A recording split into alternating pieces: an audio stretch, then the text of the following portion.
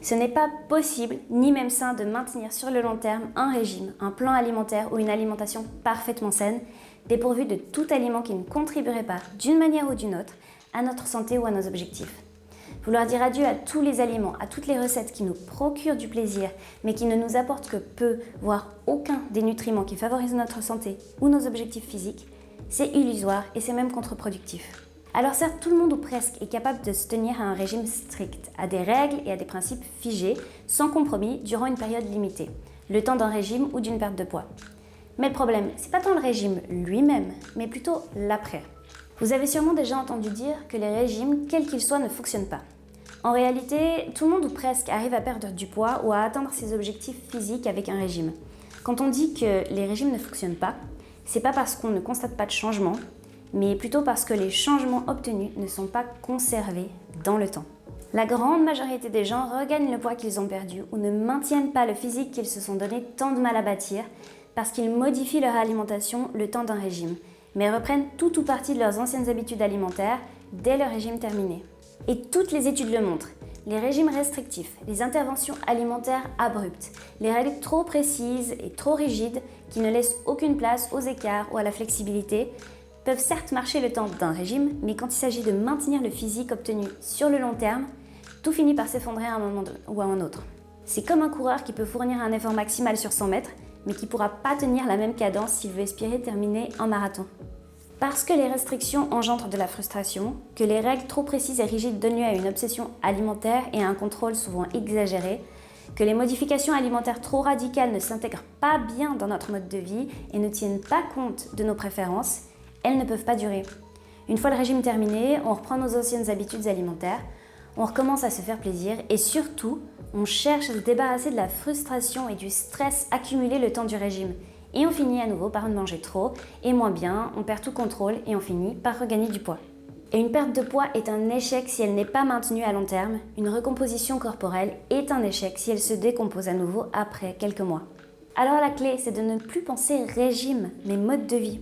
Vous ne voulez pas suivre un régime, vous voulez bâtir des habitudes alimentaires qui vous conviennent et que vous pourrez maintenir toute une vie. Des habitudes qui vous apportent du plaisir, mais aussi ce dont votre corps a besoin. Des habitudes qui servent vos objectifs et votre santé, physique et mentaux, qui s'intègrent dans votre quotidien et votre emploi du temps et qui respectent vos préférences et votre personnalité. Vous voulez faire de votre alimentation une partie de votre mode de vie et pas simplement une variable que vous modifiez radicalement pour une période limitée. Et pour créer des habitudes et un mode de vie sain et durable qui nous correspondent, il faut se débarrasser de la mentalité tout ou rien, qui se cache aussi sous un autre terme très à la mode chez les procrastinateurs, en herbe ou chevronné, le perfectionnisme. Alors si lorsque vous vous fixez un objectif et vous vous lancez dans un projet, vous avez ce type de pensée qui vous traverse l'esprit, j'ai pas le droit à l'erreur, un seul écart et c'est fini, je fous tout en l'air et tous mes efforts auront été vains. Je dois faire tout juste d'emblée, m'y mettre à 100% dès le départ. Déployer que 50 ou 60% d'efforts, ça suffira pas pour voir des résultats. Au premier écart, à la première défaillance, tout est foutu, j'abandonne tout. Si je suis pas capable de suivre le plan à la lettre et de tout faire parfaitement, je suis un échec, je suis un bon à rien, je suis pas faite pour ça, je mérite pas les résultats que je souhaite et je suis incapable de les obtenir. Alors j'ai le regret de vous annoncer que vous êtes mal parti. Mais c'est une attitude et un état d'esprit aussi répandu que nocif. Et en tant que perfectionniste repenti, j'ai aussi passé par là. Et justement, j'ai appris lentement, péniblement. Mais c'est possible d'accélérer le processus et de vous débarrasser de cette mentalité tout ou rien pour enfin créer le mode de vie qui vous convient. Et c'est ce que je me propose de vous montrer dans cette vidéo. Salut, moi c'est Valérie, je viens de Suisse, je suis traductrice et coach sportive, passionnée de musculation et fascinée par l'amélioration et l'expérimentation. Sur YouTube, je me définis comme une exploratrice du corps et de l'esprit. Ma mission, c'est d'explorer le potentiel humain sous toutes ses faces, qu'il soit professionnel, mental, physique, relationnel ou émotionnel. Alors si cette quête vous parle, venez découvrir avec moi les innombrables possibilités qui s'offrent à nous pour mener une vie riche et épanouissante. Dans un monde idéal, en vase clos, oui, un 100% vaut mieux qu'un 99%. Dans cet univers, moins vous faites d'écart par rapport à l'optimum, plus vous vous tenez aux règles et principes définis sans transiger, sans errer, sans flancher, plus vous vous rapprochez de votre condition physique optimale, de la réalisation de votre potentiel maximal. Le hic, c'est que notre santé n'est pas déterminée que par notre alimentation et les phénomènes physiologiques associés au traitement des aliments qu'on ingère. La santé, telle qu'on la vit, doit être considérée d'un point de vue beaucoup plus global. Parce que la santé, c'est pas seulement la somme des mécanismes physiques et biologiques qui font fonctionner notre organisme. Elle intègre aussi des aspects plus difficilement mesurables et maîtrisables. Des aspects psychologiques, sociaux, environnementaux, culturels, économiques, etc. Et justement, faire l'impasse sur ces éléments, c'est foncer tout droit dans un mur. Tout le monde sait que si on mange que des repas préparés, industriels, bourrés de conservateurs, d'additifs, de sucre ajouté et de graisses saturées, si on ne consomme pas suffisamment d'aliments qui nous apportent les vitamines, les minéraux et les autres nutriments nécessaires au bon fonctionnement de notre organisme, si on ingère chroniquement plus de calories qu'on en dépense, on se trouve dans un excès qui va forcément dérégler notre santé biologique et métabolique, mais aussi mentale à court terme et à long terme. Mais tout extrême est mauvais pour la santé. Et la perfection, c'est l'extrême inverse. Si on adopte une alimentation parfaite d'un point de vue métabolique et physiologique, qu'on ne s'autorise jamais un seul écart et qu'on refuse de consommer tout aliment qui ne contribue pas d'une manière bien spécifique à l'atteinte de nos objectifs et à l'optimisation de notre santé, à long terme, c'est une stratégie tout aussi intenable pour un bien-être optimal. La perfection, elle est tout aussi nocive et contre-productive que l'inaction. Parce que la perfection est toujours atteinte au prix de nombreux sacrifices. Et dans le cas de l'alimentation, au prix par exemple de votre vie sociale, parce que vous refusez de sortir au restaurant ou de manger chez vos amis car vous ne pourrez pas maîtriser ce qui se trouve dans votre assiette. Au prix du plaisir et de la relaxation, parce que vous ne vous autorisez jamais de dessert ou de plat pour le simple plaisir qu'il procure à vos papilles, ou parce que vous devez tout le temps rester dans le contrôle de vos envies. Au prix de votre santé mentale, parce que les frustrations s'accumulent, que vous développez une obsession pour la nourriture qui consume vos pensées et vous empêche de vous concentrer sur d'autres aspects importants de votre vie. Et même au prix de vos objectifs à long terme, parce que vous priver et vous restreindre aboutira presque invariablement à des rebonds, à des craquages et à l'effet yo-yo. La perfection, c'est l'ennemi de la santé, parce qu'elle n'a rien à voir avec la vie, qui est par définition changeante et en évolution constante. Suivre un plan rigide à la perfection, sans aucune déviation, ça peut fonctionner lorsque tout va bien, lorsque votre niveau de stress il est stable, dans des proportions raisonnables, lorsque vos émotions sont sous contrôle, que vos hormones ne sont pas perturbées, que votre sommeil est optimal, tant quantitativement que qualitativement, et que votre vie se déroule comme prévu, sans accroc, sans bouleversement, sans dérèglement. Mais vous le savez aussi bien que moi, la vie s'accommode rarement d'un tel équilibre. La vie, elle est faite de perturbations, de changements, d'imprévus, d'épisodes stressants qui viennent modifier nos circonstances, notre état émotionnel, notre situation professionnelle et financière, notre niveau de stress, qui, tous à leur tour, viennent bouleverser notre métabolisme, notre physiologie et nos besoins et envies alimentaires. Et toute perturbation est un facteur qui met à rude épreuve les règles et principes rigides qu'on se disait très content et se sentait tout à fait capable de suivre 2 jours auparavant. La recherche de la perfection, la quête du sans faute, la maîtrise de notre alimentation aux nutriments et à la calorie près, c'est peut-être souhaitable et nécessaire pour les athlètes, ceux qui doivent tester leurs limites au quotidien et aller gratter les derniers recoins de leur potentiel pour non seulement réussir à exploiter la totalité de leurs capacités, le moment venu, mais aussi espérer l'emporter sur tous leurs adversaires qui auront eux aussi cherché à mettre à profit toutes les parcelles de leur potentiel. Mais pour le reste, pour le commun des mortels, vouloir à tout prix se tenir à des règles figées sans jamais s'écarter de la voie prévue est plus délétère pour notre santé que de dévier de temps à autre dans des proportions raisonnables. La clé donc pour créer un mode de vie durable et donc des habitudes alimentaires durables, c'est d'adopter un mode de vie qui fait une place à la flexibilité, à l'adaptation et à la souplesse pour s'accorder avec les circonstances changeantes de la vie. L'alimentation fait partie de notre mode de vie et en tant que telle, elle ne peut être séparée des autres aspects de notre vie. Elle est influencée par tout ce qu'on vit au quotidien. Et c'est donc illusoire de vouloir la contrôler séparément et de manière rigide. On doit accepter qu'elle varie, qu'elle évolue, qu'elle soit mouvante, comme les circonstances de la vie qui nous charrient continuellement dans tous les sens. Et pour réussir à créer des habitudes alimentaires durables qui cadrent avec notre mode de vie de façon presque naturelle, on doit renoncer à la perfection et accepter l'imperfection. Alors, qu'est-ce que ça veut dire ? Ça veut dire tolérer les écarts, s'autoriser parfois à s'éloigner du plan pour se faire plaisir, s'octroyer un boost d'énergie ou une petite dose de motivation supplémentaire, céder à une envie qui nous torture pour libérer notre esprit, s'offrir un moment de détente et de répit. Ça veut dire aussi ne pas se flageller lorsque les circonstances nous font dérailler et que tout ne se passe pas comme prévu. Des errements, des incartades, il y en aura toujours. Mais c'est pas pour autant que tous nos efforts jusque-là auront été vains. Quand on dévie légèrement du chemin prévu, la pire des réactions vraiment qu'on peut avoir, c'est de croire que tout est perdu, qu'on peut tout jeter par les fenêtres, qu'il n'y a rien d'autre à faire, que de tout abandonner et de désintégrer pour de bon tous les plans et principes qu'on avait commencé à mettre en place. Mais en réalité, c'est pas un écart par-ci par-là qui va ruiner vos objectifs. Si vous vous êtes écarté du chemin, revenez simplement sur vos pas, reprenez simplement votre plan là où vous l'avez laissé. Retrouvez votre cap, suivez les principes que vous vous êtes fixés dès votre prochain repas. Enfin, ça veut aussi dire simplement d'accepter la sinuosité de la vie et de votre biologie, qui est extrêmement complexe et ne peut être maîtrisée parfaitement. D'accepter le manque de contrôle et d'apprivoiser le changement, l'évolution, le dynamisme qui caractérise notre vie et notre propre croissance. Alors certes, c'est bien joli de dire que les régimes, les règles strictes, les restrictions, ça marche pas et que c'est contre-productif, mais si vous avez besoin ou envie de perdre du poids, de modifier votre composition corporelle ou d'atteindre les objectifs physiques que vous vous êtes fixés, quels qu'ils soient, c'est clair que vous ne pouvez pas continuer à manger exactement comme vous le faites maintenant. Si vous voulez changer quelque chose à votre aspect physique, vous devez aussi modifier quelque chose dans votre alimentation. Et si vous ne faites que des modifications aléatoires, sans aucune structure ou aucun plan, il y a peu de chances que vous obteniez les résultats voulus. Alors comment s'orienter et modifier ses habitudes alimentaires tout en gardant une certaine flexibilité ? Eh bien en utilisant des principes. Les principes, c'est des guides, c'est des orientations générales par comparaison aux règles qui sont précises et spécifiques. Les principes donnent un cadre de référence, une direction, un cap général, mais ne précisent pas exactement par quelle route, par quelle voie, chemin il convient de passer pour les atteindre.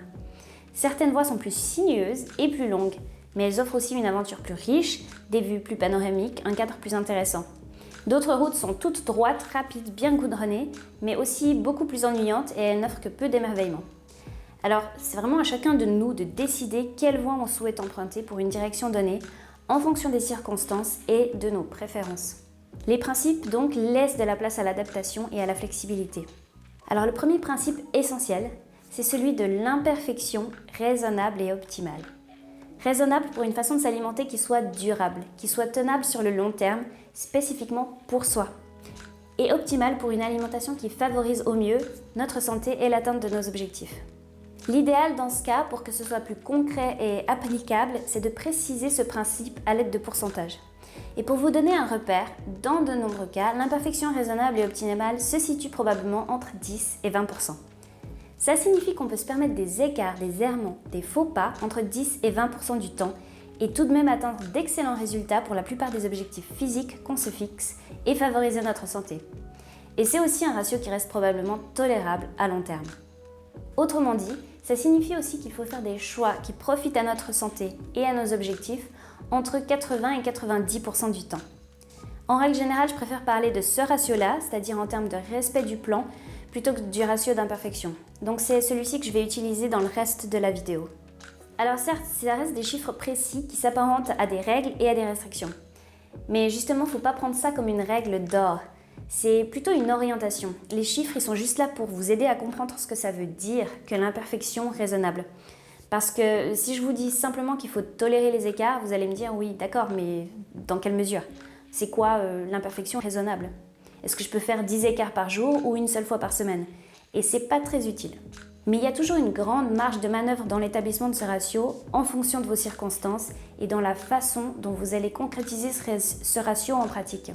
Alors voici quelques orientations supplémentaires pour vous aider à naviguer avec ce ratio et ce principe. Déjà, qu'est-ce que ça veut dire faire les bons choix alimentaires 80 à 90% du temps ? Il y a plusieurs manières de compter ou de découper vos choix alimentaires. Vous pouvez par exemple considérer que 80 à 90% de vos repas doivent être des repas qui favorisent votre santé ou vos objectifs. Ou alors vous pouvez compter en journée si vous préférez, avoir un jour entier de relâchement et où vous mangez ce que vous voulez. Si vous avez aussi déjà l'habitude de compter vos calories et que ça vous convient, alors vous pouvez aussi compter en termes de calories. Bien sûr, c'est cette dernière option qui est la plus précise et les différentes manières de calculer le ratio ne produiront certainement pas les mêmes résultats. Mais là encore, c'est vraiment une question de préférence personnelle et d'adhérence et surtout, ça dépend aussi de vos objectifs. Tout comme ce ratio, on va le voir, n'est pas figé, la manière de calculer le ratio doit aussi être adaptée à vos besoins et à ce qui vous convient. Ça ne doit pas être un obstacle ou un frein supplémentaire au changement de vos habitudes alimentaires. Le premier concept clé à garder à l'esprit, c'est que le ratio peut fluctuer. On retrouve l'idée d'un ratio dans différents protocoles alimentaires, dont un popularisé par Joy Bauer, The 90-10 Weight Loss Plan, ou le régime 80-20. Mais à la différence de ces régimes qui fixent un ratio inflexible, le principe de l'imperfection tolérable et raisonnable suggère que le ratio utilisé comme point de repère n'est pas figé dans le marbre. Il peut évoluer au cours du temps en fonction des périodes et des situations dans lesquelles on se trouve. Parce que le principe de l'imperfection tolérable nous dit que ce qui est tolérable à un moment donné peut ne plus l'être à un autre. Et parfois, l'imperfection tolérable qu'on se fixe n'est pas optimale pour un objectif donné. Le ratio doit donc lui aussi pouvoir évoluer au cours du temps en fonction de nos objectifs, de notre état mental et physique, de notre niveau de stress et des priorités qu'on se fixe dans les autres domaines de notre vie.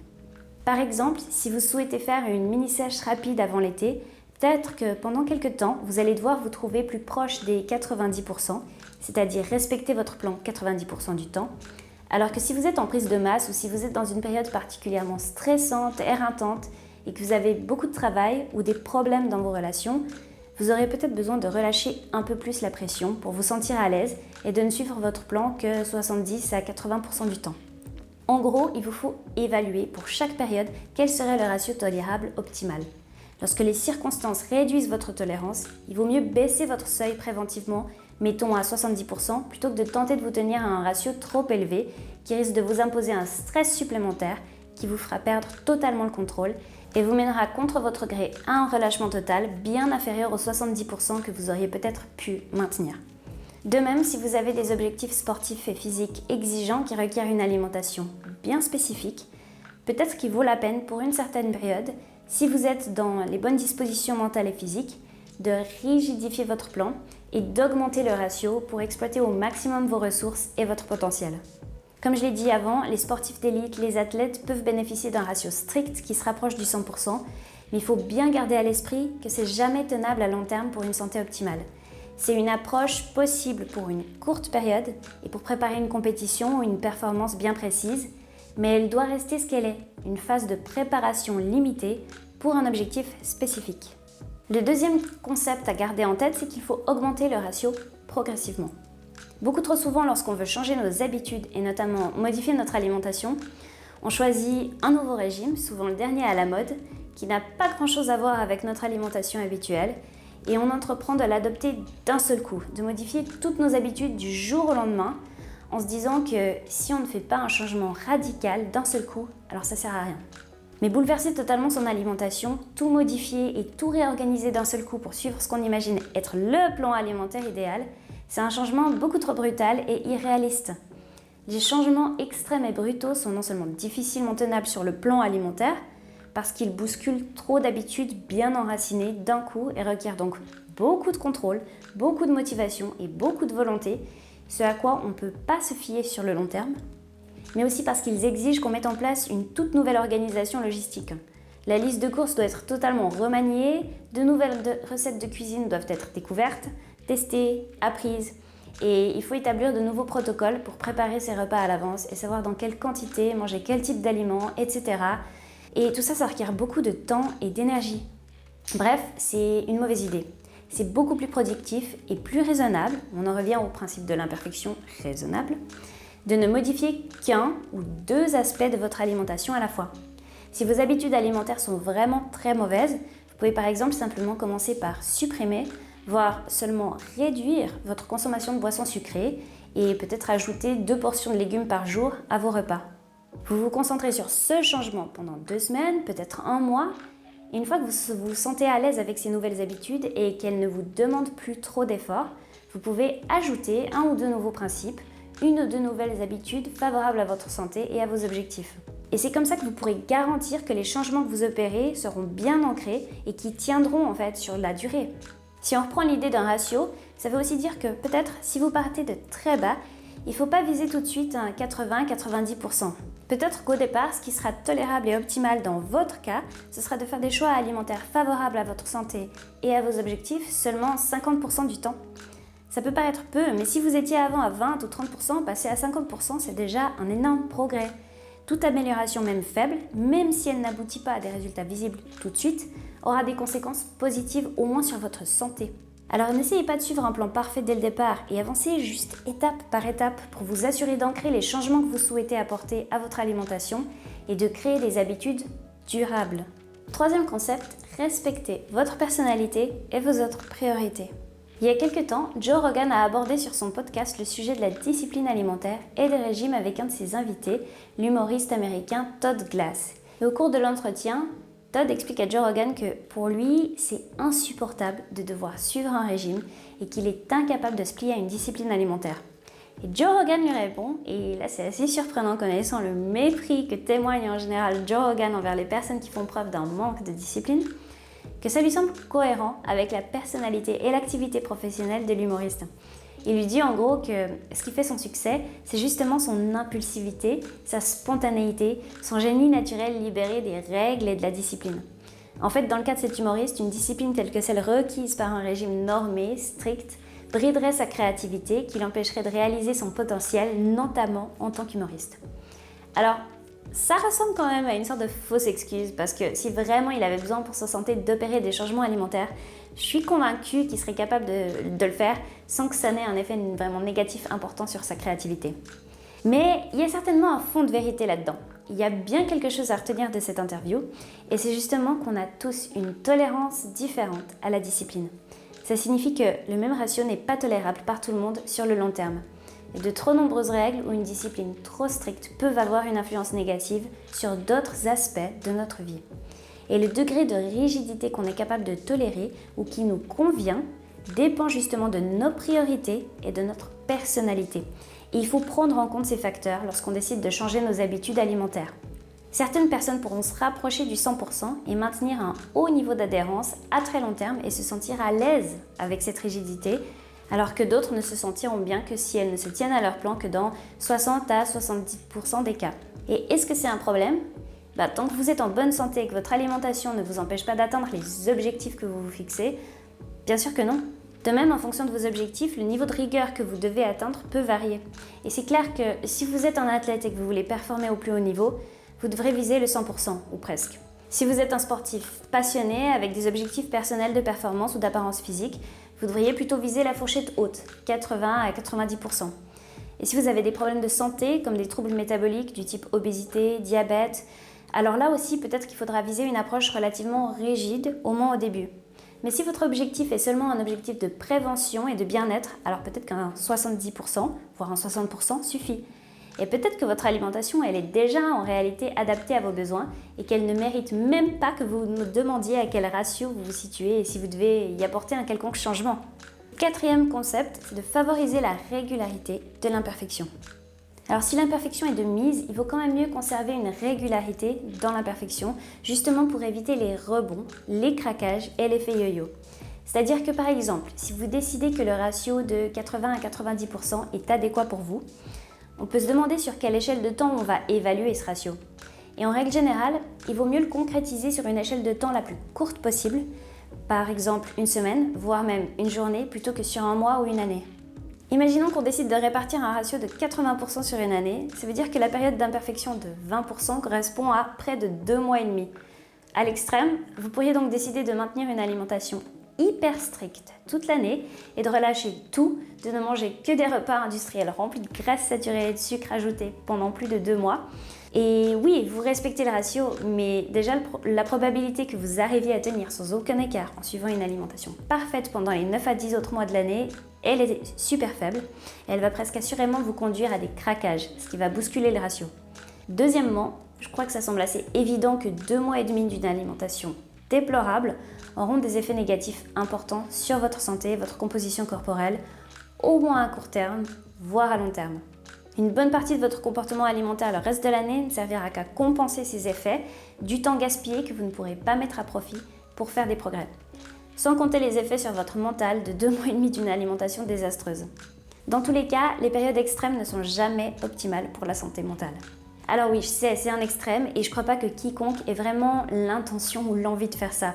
Mais c'est surtout pour illustrer le principe, qui s'applique aussi sur un mois et même sur une semaine.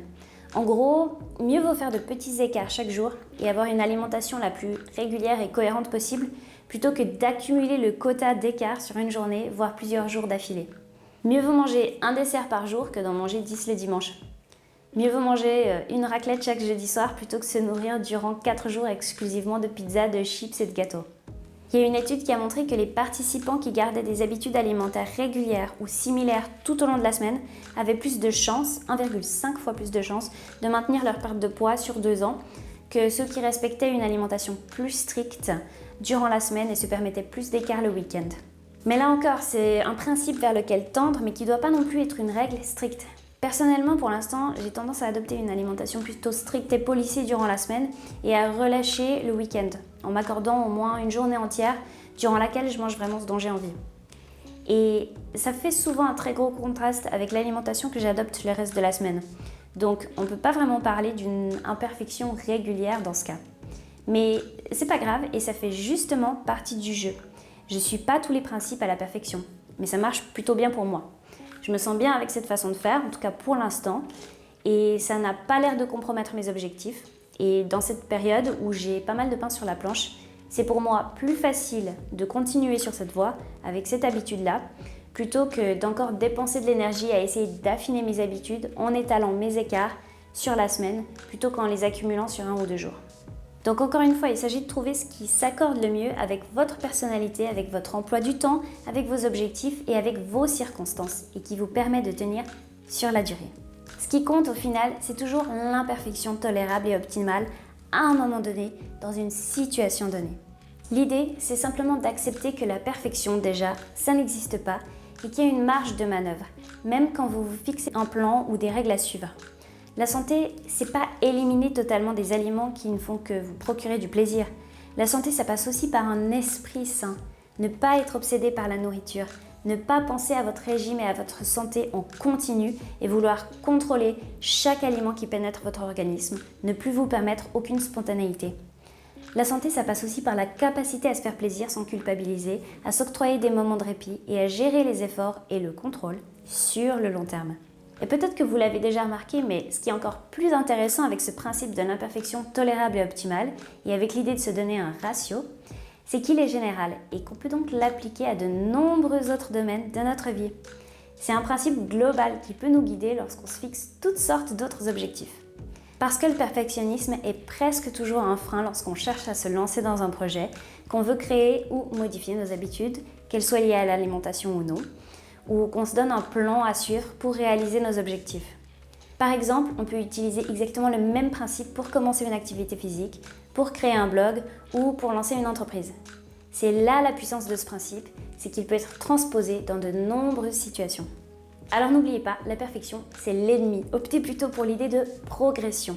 Partez de vos circonstances personnelles, de votre point de départ et progressez étape par étape jusqu'à atteindre un ratio, un mode de vie qui vous convient, qui vous fasse vous sentir bien et que vous puissiez raisonnablement maintenir à vie.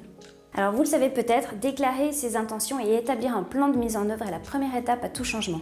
Qu'est-ce que vous pourriez modifier maintenant dans vos habitudes alimentaires pour favoriser votre santé et vous rapprocher de vos objectifs? Concentrez-vous sur 1 ou 2 aspects seulement. Comment vous pourriez mettre le principe de l'imperfection tolérable et optimale en œuvre dans votre quotidien? Je vous propose d'écrire vos intentions et votre plan en commentaire et engagez-vous à les suivre tout de suite. J'espère que cette vidéo vous a plu et qu'elle vous permettra de modifier votre approche de l'alimentation et des régimes et d'opérer des changements durables et qui servent votre santé et vos objectifs à long terme. Si c'est le cas, n'oubliez pas de mettre un j'aime, c'est gratuit et ça permet de donner un petit boost à ma chaîne, ce qui me motive à produire toujours plus de contenu et à offrir un maximum de valeur possible, ce que je fais sur mon temps libre et totalement gratuitement.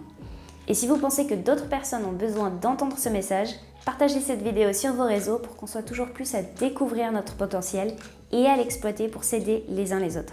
Et enfin, pour ne pas manquer mes prochaines vidéos sur l'exploration du potentiel humain et l'amélioration mentale et physique, inscrivez-vous à ma chaîne. Et si c'est déjà fait, merci, ça me fait vraiment chaud au cœur. Et je vous dis à bientôt!